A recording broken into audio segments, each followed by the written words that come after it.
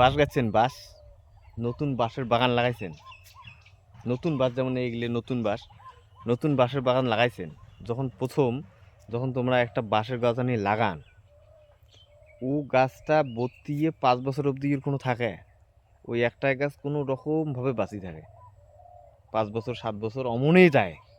কিন্তু 5-7 বছর পর যখন ওই নোকা দেওয়া শুরু করে, ফির ফির 1-2 বছরের ভিতরে এমন বাঁশ বাড়ি হয়ে যায়, তাই না? এমন হয়ে যায়। তো ইনভেস্টমেন্টও এমন, যদি তোমরা ইনভেস্টমেন্ট শুরু করেন, প্রথম 2-4-5 বছর তোমার মনে হবে যে এটা কিছুই হওয়া লাগছে না, কোনো কামে হওয়া লাগছে না, যেমন টাকা অমনে আছে, বাড়ে না।